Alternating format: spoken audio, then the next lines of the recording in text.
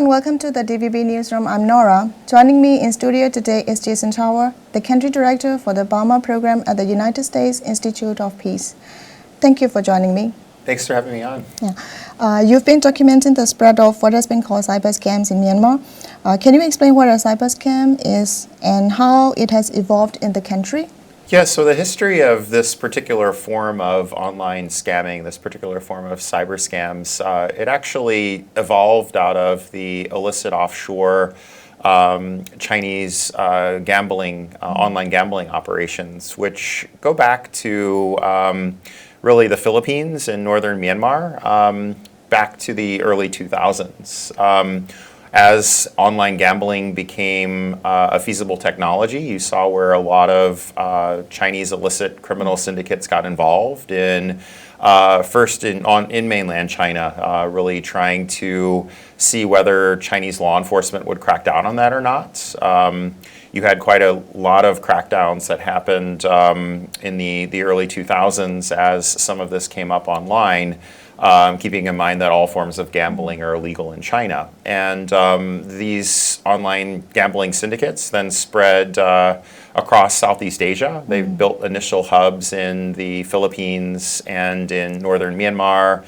Later on, they pivoted into Cambodia. But by around 2017, 2018, you saw where online gambling in China had become in the range of a $40 to $80 billion illicit industry, and that these online gambling syndicates had really started to build out huge amounts of infrastructure to house their highly labor-intensive operations.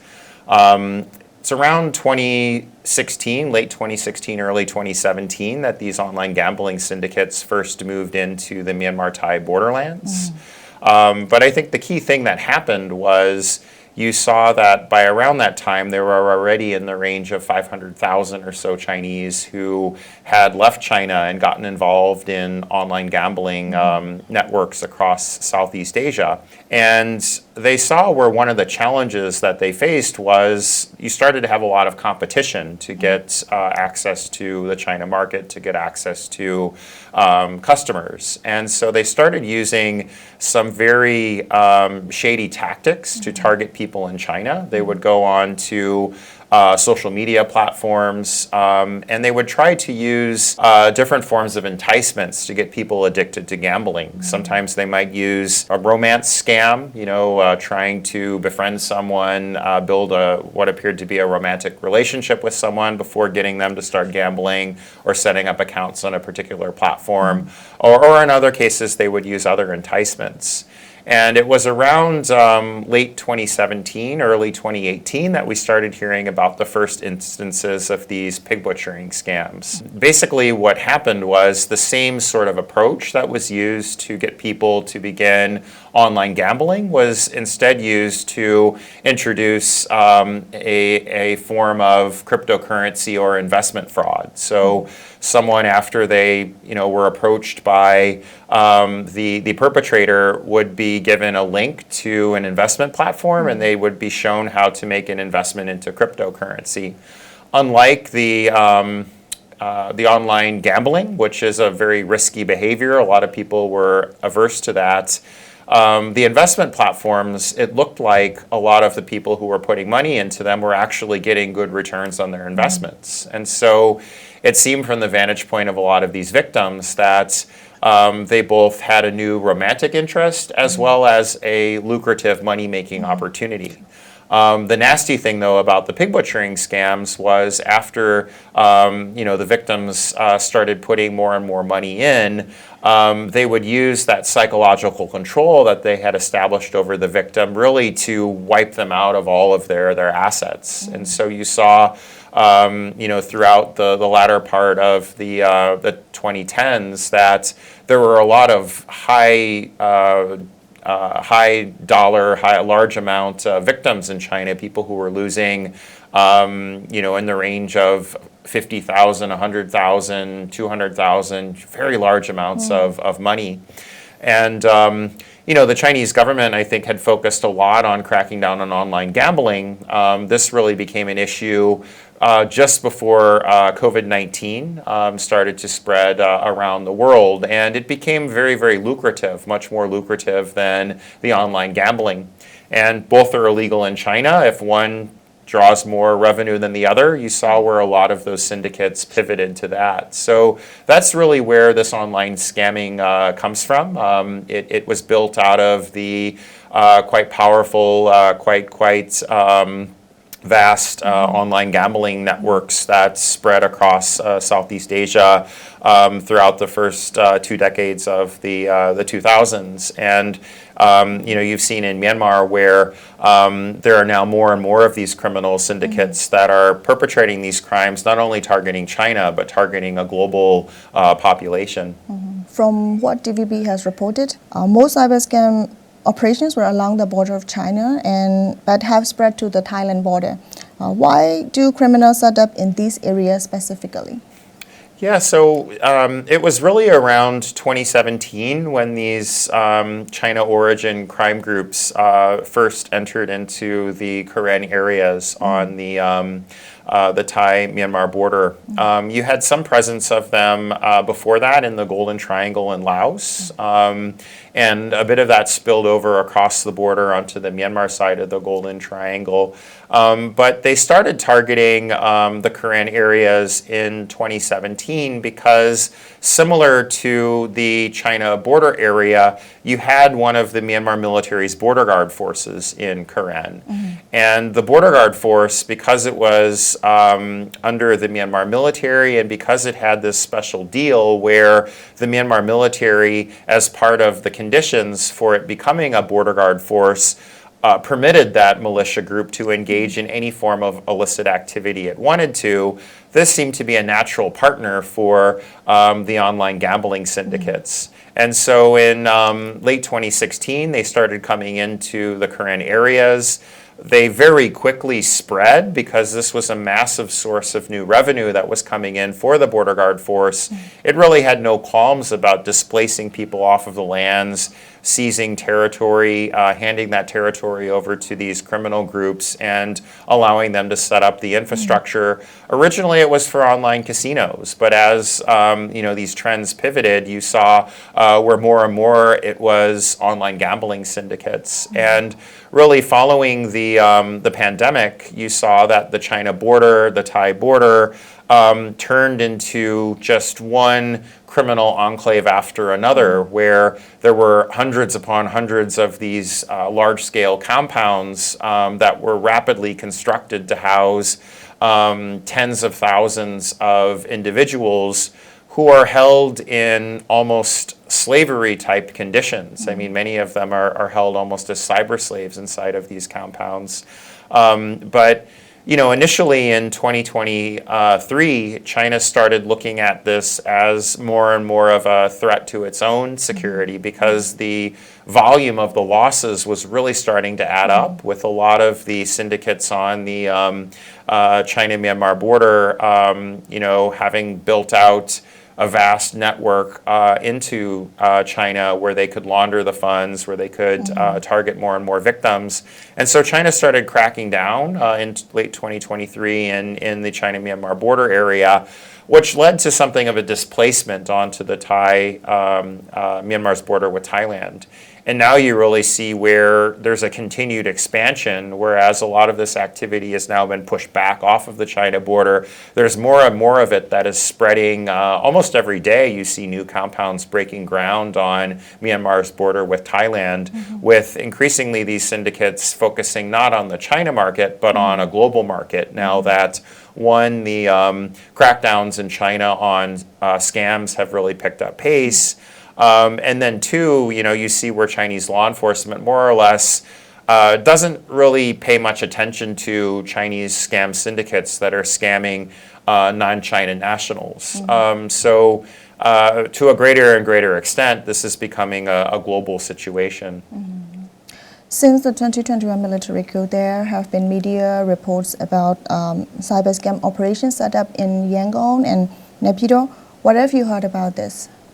I mean, first of all, that it's true. There have been what you might refer to as call centers for some of these scam centers that have been identified in Yangon, that have been identified in Mandalay, as well as in Naypyidaw, as well as in other parts of Myanmar that are quite far from the borders. So recently in Shan State, for example, there have been some compounds identified in Tanyang, in Wanhai, so really spreading into the interior of the country to a greater and greater extent.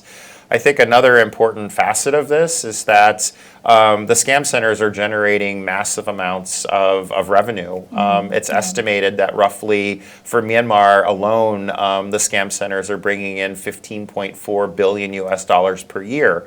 A lot of that illicit capital is now being laundered into places like Yangon or Mandalay.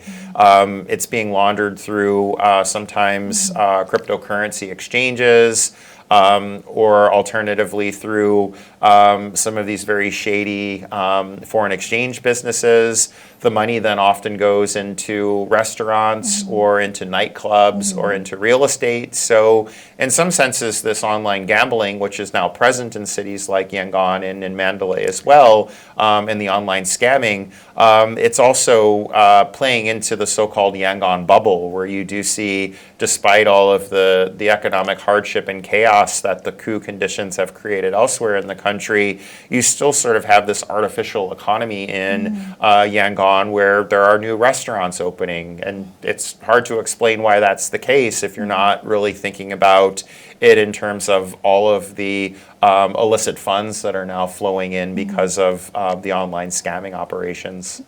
UN has stated that 120,000 people in Myanmar may be held or forced to execute online scams. And we've heard about foreign nationals being trafficked into the country for this work. How many countries have been affected by this criminality? For human trafficking, according to USIP's own research, so we put out a senior study group report on this phenomenon in May of this year. At the time, we identified 66 countries whose nationals had been trafficked into the online scam centers. Subsequently, we've identified 2 more countries, so that brings the total to 68 countries who've had their nationals trafficked in. We're seeing that recently, over the past couple of months, there's a larger and larger number of victims that are coming in from Africa in particular. And so that now is, I think, becoming a pretty big situation. You're seeing where there are quite a few countries that do not even have a diplomatic presence in Myanmar or in Thailand, or which may have, very, very few diplomatic resources on the ground in the region. Their nationals are getting trafficked in. And for those individuals, it's very, very difficult for their home countries to provide them with any support, simply because they don't have those relationships or resources on the ground to provide assistance to some of these individuals. Then I guess in terms of how far-reaching the online scams are, we've identified that there are over 100 countries that have been hit by online scams, and that in particular, the United States is becoming one of the biggest targets of these online scam operations. But it's important also to point out that countries across Southeast Asia are also getting hit pretty hard as well. In Singapore and in Malaysia, this is now one of the top crimes. Online scamming has become one of the top crimes in those countries. Are there international efforts to assist these victims? There are, but a lot of them are ad hoc. You see where you have these different Interpol operations, for example, where Interpol coordinates across different police agencies to try to assist police agencies across the world to have a coordinated crackdown on some of the different enablers of this criminal activity. So there's been a couple of these operations that have taken place both last year as well as this year. You also see where there's other international institutions and agencies that are starting to put more attention to this. So UNODC is doing some reporting on it. You're also seeing where in the U.S. we have the annual Trafficking in Persons report. The Trafficking in Persons report has started to really focus in more and more on cyber-enabled human trafficking as well as trafficking into these scam centers. So there is, I think, a rising international awareness as well as some efforts to try to crack down. The problem, though, is that the criminal actors behind it, I mean, they're very powerful and they become deeply embedded in not only many countries in the epicenter, countries that are hosting these industrial scale scam syndicates like Myanmar, or they're present also in Laos and Cambodia, to some extent also in the Philippines and Dubai, but you're seeing in many other contexts around the world as well, these Chinese crime syndicates have very deep connections with elites that afford them protection. They've also made major investments in leading technologies, particularly in financial technologies and fintech, some of these trading platforms, and law enforcement really struggles to keep up with some of these developments. And so I think both for reasons of the embeddedness of the criminal actors, the protection that they're afforded by elites across many of these countries, as well as because of the fact that they're operating in a space in cryptocurrency where law enforcement is still well behind the curve, it makes it very easy to perpetrate these crimes at very low cost. Sure. Why have cyber scam operations not been totally eradicated along the Myanmar-China border? What challenges exist? Yeah, I mean, I think first and foremost, the fact that you don't really have, at the present moment, legitimate law enforcement in Myanmar is one of the biggest challenges of all. I mean, after the military coup, you saw where the Myanmar army basically it cannibalized the police. It put a lot of police into military positions, but then it also deployed the police really to crack down on anyone suspected of being involved in resistance activities. And you really are under circumstances now where there's no political will whatsoever for the Myanmar military to crack down on all this illicit activity because it's really desperate. It's desperate for currency, for capital to continue perpetrating the war.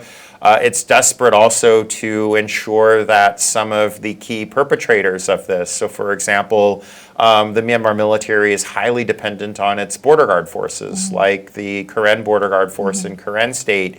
If it were to,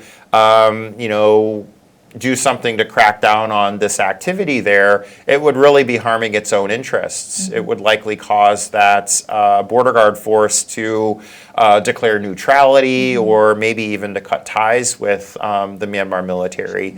And of course, beyond that, you have massive corruption. I mean, the Myanmar military itself is an extremely corrupt entity. And, you ask the question why some people stay in their positions as senior commanders or why they would hold positions within the SAC. Well, many of them, particularly in areas adjacent to where the scamming is taking place, they're also playing a role in providing protection to the scam centers in exchange for some of these illicit payments. Thailand has tried shutting down access to electricity and its telecommunication networks for cyber scam centers. Has it been effective in stopping them from operating?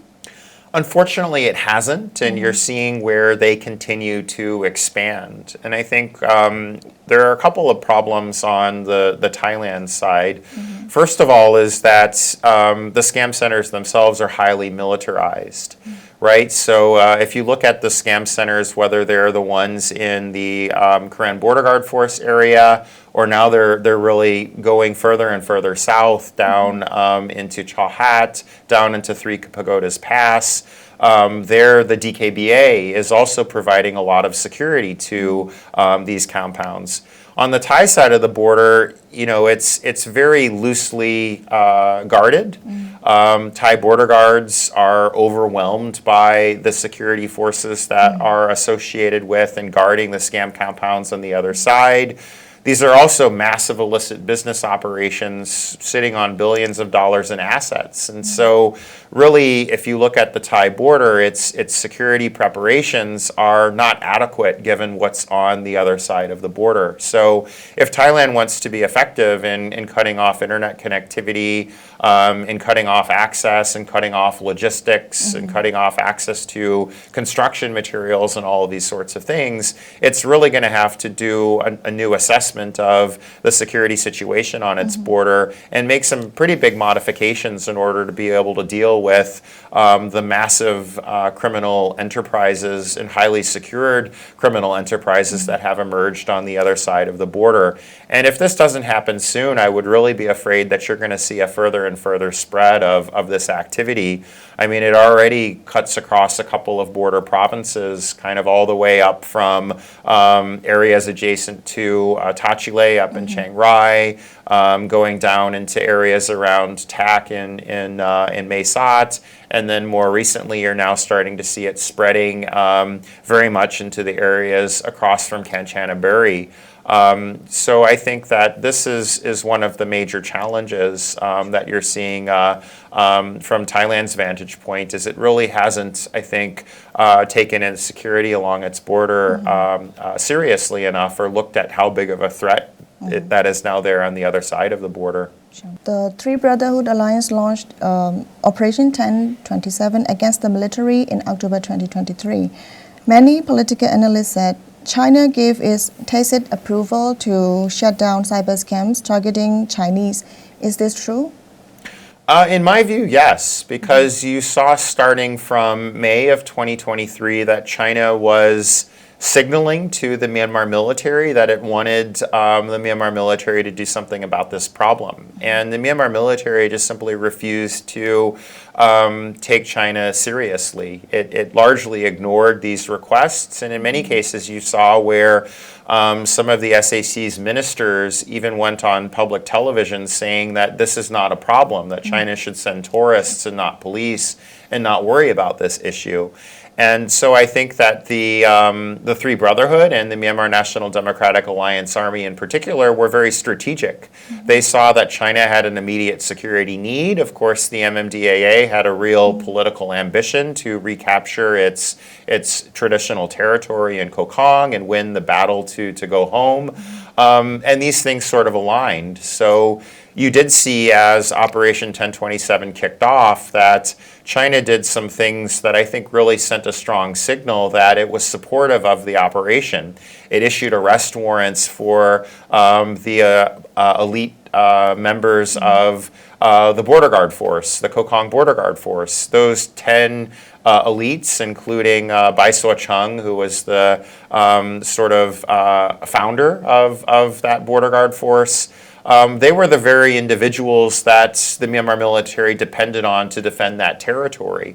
So by issuing those arrest warrants, China was sending a pretty strong signal of who it wanted to win that conflict. And I think ultimately, you know, China became much more deeply engaged after Kokong fell in trying to put in place some form of a new ceasefire that almost more or less locked in the Kokong control over that particular territory. So, you know, I think if you kind of look overall at the outcome of Operation 1027 Part 1, that it did more really than any other effort in Myanmar to eradicate scam centers. You did see where some of the high-level kingpins, including, you know, the individual I just mentioned, Bai Suo-chung, were handed over to law enforcement, and you saw where hundreds of these syndicates were pushed out, and you saw where tens of thousands, I think as many as over 40,000 people went flowing out of these scam centers back into China. So that was a pretty bold move, and I think it's been one of the most significant aspects of the crackdown that you've seen on this criminal activity in Myanmar. You've mentioned to BBC that China is seeking negative peace in Myanmar. Could you explain what you mean by this? Yeah, I mean, I think what happened following Operation 1027 is that China started to see that the Myanmar military was becoming weaker and weaker. And You also saw where many individuals, including those linked to the Yunnan provincial government, those linked to Chinese enterprises, started calling for China to shift gears, to shift away from cracking down on crime, and to shift towards helping to stabilize the regime so that it would be able to move forward with its economic cooperation, which at the government-to-government level, from the Chinese vantage point, that cooperation is with the SAC, it's with the Myanmar military. And so there was a pretty big push, I think, from January onward to get the Three Brotherhood Alliance and the Myanmar military to basically engage in ceasefire capitalism. That's what China was looking for. I mean, after it used coercive diplomacy to bring Operation 1027 Part 1 to a close and to get the two parties to stop fighting, to stop the Myanmar military's airstrikes and to stop the offensive by the Three Brotherhood in northern Shan, it was pushing those parties to have agreements around trade and around cooperation on Chinese investments. And I think what you saw was that the resistance was looking at how the Myanmar military was behaving, forced conscription, rebuilding its forces and troops, and it saw where this was very hostile, and it also saw where it simply didn't have security. So it didn't feel comfortable with those agreements, and hence you saw Operation 1027 Part 2. And I think now China is becoming extremely aggressive, and it's putting lots of pressure on the ethnic armed organizations using all sorts of leverage that it has, closing borders, cutting off access to basic foods, internet, water, electricity. It's using this to try to get these parties to finally hammer out some form of an agreement with the Myanmar military. But, I say that this is really negative peace because what China is angling for here is basically just to have minimal stability so that it can move forward with its economic projects that ultimately seek to give it, consolidated access to the Indian Ocean and which seek to enhance that connectivity to the Indian Ocean. That's what China is looking for. It's not really interested very much in what is in a national interest in Myanmar, nor does it have any interest at all in democracy in Myanmar. So you have stated that Beijing aims for a ceasefire capitalism in Myanmar. How could this be done? What might be the effects of ceasefire capitalism on local communities in Myanmar? Well, that's the thing. I don't really see where this thus far is working. So, I mean, you've seen where through a lot of these bullying tactics and pressure that some of the ethnic armed organizations are putting out these statements saying that they're ready for negotiations, right? So the MMDA and TNLA have both put out these statements, but there's zero indication that either of these parties is going to be willing to hand territories back to the Myanmar military. So it's very hard to see how any form of agreement comes out there. And meanwhile, in other parts of the country, I mean, again, you're dealing with a very weak, a very illegitimate military. And so in Kachin, for example, the KIA continues to move forward with further offensives. It's recently brought billions of dollars of natural resources, including the vast majority of the mines that supply rare earths to China under its control. And then similarly in Rakhine State, you're seeing where resistance forces are continuing forward with more and more progress on the battlefield. So there's no indication that this strategy is going to be successful, but it does seem that China's trying to flex its muscles more and more to try to get parties to come to such types of terms. How can people interested in the issue of cyber scams follow your work in USIP? Yeah, so you can find a lot of our reports at www.usip.org. We have several dozen reports on these issues in Myanmar. We've put out recently this senior study group report on transnational crime and security in Southeast Asia, which looks not only at the crisis in Myanmar, but more broadly at what's happening in terms of some of the trends and patterns around forced criminality, around online scamming, and the extent to which this is really global in nature. So you can find a lot of our work and reports there online on our website. Okay, so before we conclude, what message do you want to convey about these ever-evolving cyber threats? I think it's just important to recognize that this is a very new phenomenon that has spread remarkably quickly. And you started getting reports about trafficking victims from different parts of Southeast Asia in 2022. By 2023, you're getting reports about people really from all over the globe. Similarly, 2022 is when you started getting more and more reports about victims, some of the first victims in the US, in the UK, Canada, other places. Now you're seeing massive numbers of new victims every week. And so I think the rapid pace at which this is spreading really should be a cause for concern. This is a major crisis. You're talking about billions. I mean, we estimate that the criminal syndicates that are behind these activities in Southeast Asia are stealing in the range of $64 billion US per year. That was as of around 6 months ago now. Those numbers, from every indication, are continuing to increase. So this is really something that needs to be treated as a global security crisis. You should be seeing countries really come together to try to, first of all, defend their own national interests, to make sure that their citizens are not being scammed in this way. This is a huge transfer of wealth to bad actors. But then I think secondly, also, you need to see much more robust cooperation across countries to crack down both on all of the different enabling factors, the use of social media, the use of technology, the use of banking systems and cryptocurrencies, but then especially the very nasty elements of this, the trafficking, the modern slavery, the torture that is used by these syndicates to get people to engage in this form of online scamming.